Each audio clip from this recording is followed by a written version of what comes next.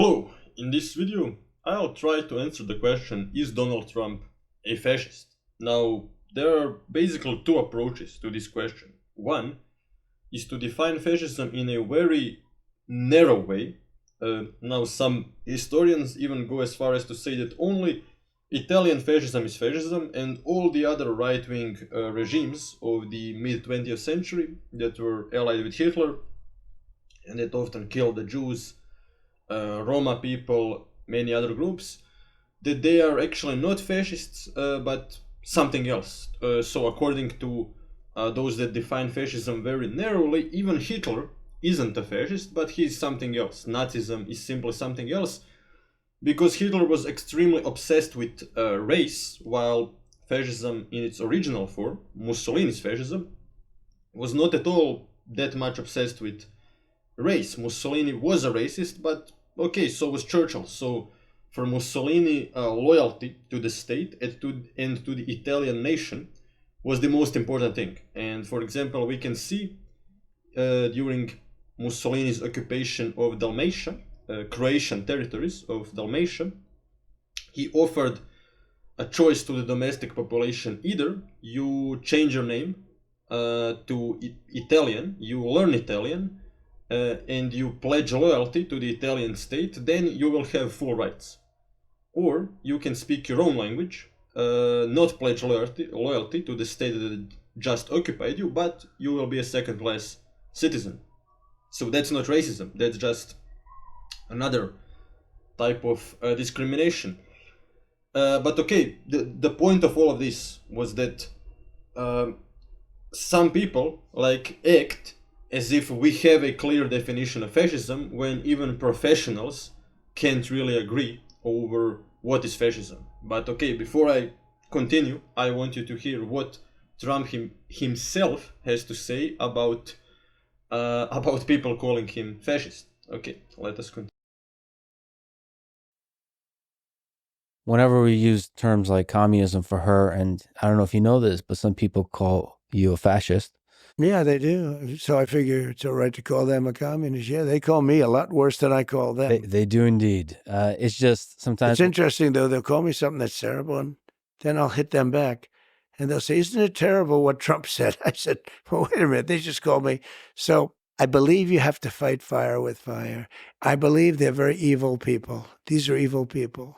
You know, we have an enemy from the outside, and we have an enemy from within. And in my opinion, the enemy from within are radical left lunatics. And I think you have to fight. Okay, so let me just point out what's funny about this clip. So Trump answers with, no, of course I'm not a fascist, that's preposterous. And then immediately after he makes that argument, the dude goes on to talk about the enemy from within. Now, okay, what's the problem with that? Well, the problem with that is that's exactly the same type of language that fascist regimes used, this obsession with enemy from within. Now, okay, I'm not saying that some communist regimes did not have the same obsession. In fact, many, many did. But okay, Trump here defines the enemy from within as crazy leftist lunatics, which is kind of similar to what fascist regimes claimed, like Jews spreading Bolshevism or Bolsheviks, while communist regimes, what's interesting, they sometimes did label their opposition as fascists, and then they would kill you, but they were more obsessed with killing often other branch of leftism they disagree with, like Trotskyism, Titoism, for example. Stalin was all about killing the Titoists after the Tito-Stalin breakup. So yeah, I mean, Trump simply does not realize the irony. So in one sentence you ridicule people calling you fascist, and then immediately after that you start talking about the enemy from within. And yeah, so here is my take on the situation. If we define fascism in this very broad way, so according to some of the broadest definitions of fascism that can still be found in historical literature, even Thailand during World War II was a fascist state. Why? Because they were expansionist, militaristic, wanted a one-party state. So yeah, that fits with fascism very well. And I do realize that with the Trump movement there are some very important differences with when you compare his ideology with fascists of World War II. But okay, there are multiple reasons for that. Like 75 years have passed. The economy changed, the world changed. So, for example, the fascists of World War II, they were not even pretending to be in favor of this laissez-faire economy. So that's what's unique about Trump. But that's what's also unique about American culture, because right-wingers in, for example, my country, in Croatia and often in Europe, right-wingers don't even talk that much about lower taxation for the rich or deregulating the economy. No, they'll just talk about I don't know, oppressing minorities and stuff like that. And also, yeah, America is also probably one of the only countries where the far right people like Israel. For example, in the Balkan region, especially in my country, the far right people hate Israel because it's a country full of Jews, kind of. Yeah, not so surprising. So yeah, America is simply different in many aspects, different from Europe, and that's why American fascism, if it exists, will be very different. Jared Diamond actually makes this case in his book, and by the way, the guy actually wrote the book even before Trump emerged as a political leader. But he said if fascism ever comes to America, it will adopt American characteristics, which is kind of obvious, but people like to pretend that no, all fascist regimes are actually the same, and if you are not like Hitler, then you can be a fascist. Yeah, which is not a good way to view history. I mean, even if we compare like Croatian fascists, the Ustaše with Hitler, they are very different. The Ustaše were all about Catholicism, and they even offered to some Serbian people to accept Catholicism and not be killed.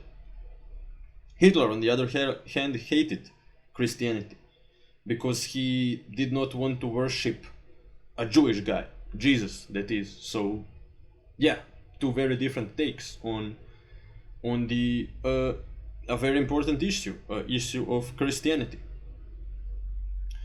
So okay, but let us continue. Right back. Whenever there's a lot of fighting, fire with fire, it's too easy to forget that there's a middle of America that is that's moderate and kind of sees the good in both sides and just likes one side more than the other in terms of policies. Like I said, there's a lot of people that like your policies, that like your skill in being able to negotiate and end wars, and they don't see the impending destruction of America. You know, we had no wars when I was president. That's a big thing. Not since 78 years has that happened. But we had no wars when I was president. We defeated ISIS, but that was a war that was started that we weren't anywhere near defeating. But think of it, I had no wars. And Viktor Orban, the prime minister of Hungary, said the world has to have Trump back because everybody was afraid of Trump. Now, that's what he said. So I'm not using that term, but I think they respected me. But he said China was afraid, Russia was afraid. Okay, so yeah, we don't have to listen to the entire interview, but yeah, I mean, of course that Viktor Orban will like Trump because they're both far right, and yeah, far right people usually like Trump. Maybe there are some that hate him for some weird reason. I don't know, maybe I heard that Nick Fuentes now hates him. I'm not sure why. But yeah, so okay, in conclusion, are there some important similarities between the Trump movement and what used to be fascism? Yeah. Now, if you want to insist and define fascism in this very narrow way, then Trump is not a fascist. But if you want to expand the definition in order to also apply to, for example, Thailand and Croatian fascism, the Ustaše, and various other weird fascist regimes, then yeah, I think definition would apply, because yeah, of course that as Jared Diamond said, of course that fascism of the 21st century will be very different from what existed before. So yeah, we in fact it would be even more surprising if exactly the same ideology emerged in the 21st century. Like, because the conditions have changed so much. Like, for example, communism used to be all about quickly industrializing, which is why today far left ideologies are not so much about the working class, about the proletariat. They're more about, I don't know, wokeness and stuff like that. But okay, I really don't want to now start talking about that. And yeah, so in conclusion,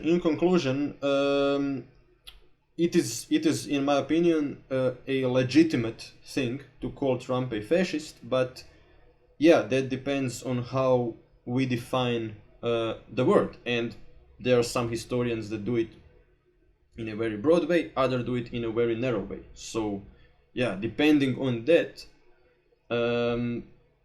yeah, so depending on the definition, it then yeah, depending on the definition, then it follows whether or not Trump is fascist. Okay, if you like this video, don't forget to like, share and subscribe for more videos like this.